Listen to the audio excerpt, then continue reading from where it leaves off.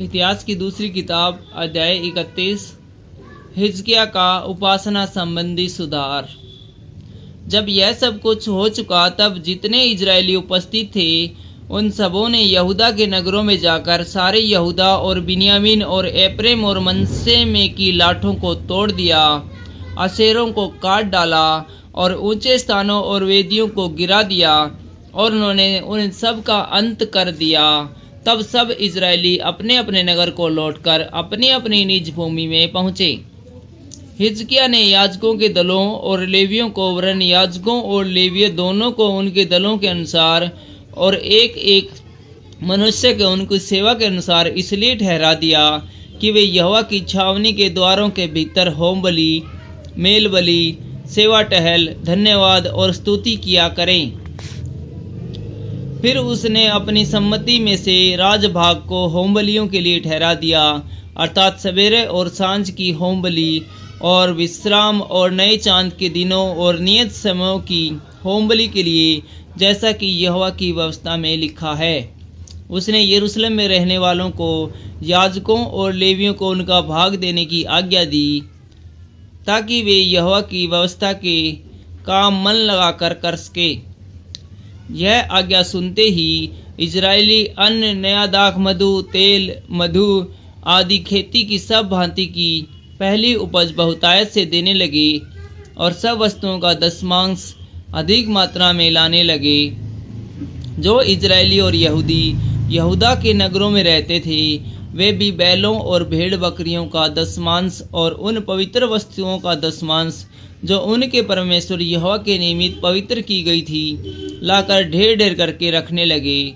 इस प्रकार ढेर का लगाना उन्होंने तीसरे महीने में आरंभ किया और 7वें महीने में पूरा किया। जब हिजकिय्याह और हाकिमों ने आकर उन ढेरों को देखा तब यहोवा को और उसकी प्रजा इजराइल को धन्य धन्य कहा। तब हिजकिय्याह ने याजकों और लेवियों से उन ढेरों के विषय में पूछा। अजरिया महायाजक ने, जो सादोक के घराने का था, उससे कहा, जब से लोग यहोवा के भवन में उठाई हुई भेंटें लाने लगे हैं तब से हम लोग पेट भर खाने को पाते हैं, वरन बहुत बचा भी रहता है, क्योंकि यहोवा ने अपनी प्रजा को आशीष दी और जो शेष रह गया उसी का यह बड़ा ढेर है। तब हिजकिय्याह ने यहोवा के भवन में कोठरियाँ तैयार करने की आज्ञा दी और वे तैयार की गई। तब लोगों ने उठाई हुई भेंटें, दशमांश और पवित्र की हुई वस्तुएं सच्चाई से पहुंचाई और उनका अधिकारी कोन्या नामक एक लेवीय था, दूसरा उसका भाई सीमी था और कोन्या और उसके भाई सीमी के नीचे हिजकिय्याह राजा और परमेश्वर के भवन के प्रधान अजरिया दोनों की आज्ञा से अहियल और अहज्या, नहत, अशाहेल, यरीमीत, योजानाबाद, एलिएल, यिशमक्या, महत और बनाया अधिकारी थे। परमेश्वर के लिए स्वेच्छा बलियों का अधिकारी येवना लेवीय का पुत्र कोरे था, जो पूर्व फाटक का द्वारपाल था, कि वह यहोवा की उठाई हुई भेंटें और पवित्र वस्तुएं बांटा करे। उसके अधिकार में एदेन, मिन्यामीन, यीशु, शमाया, अमरिया और शिकनिया याजकों के नगरों में रहते थे और वे क्या बड़े क्या छोटे अपने भाइयों को उनके दलों के अनुसार सच्चाई से दिया करें और उनके अलावा उनको भी दें जो पुरुषों की वंशावली के अनुसार गिने जाकर 3 वर्ष की अवस्था के या उससे अधिक आयु के थे और अपने अपने दलों के अनुसार अपनी अपनी सेवा के कार्य के लिए प्रतिदिन के काम के अनुसार यहोवा के भवन में जाया करते थे। उन याजकों को भी दे जिनकी वंशावली उनके पितरों के घरानों के अनुसार की गई और उन लेवियों को भी जो 20 वर्ष की अवस्था के आगे को अपने अपने दल के अनुसार अपने काम करते थे।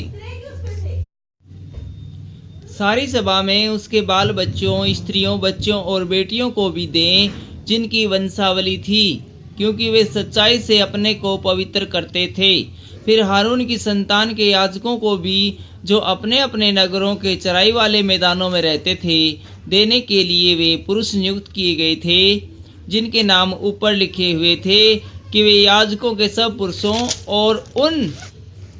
सब लेवियों को भी उनका भाग दिया करें जिनकी वंशावली थी, सारे यहूदा में भी हिजकिय्याह ने ऐसा ही प्रबंध किया और जो कुछ उसके परमेश्वर यहोवा की दृष्टि में भला और ठीक और सच्चाई का था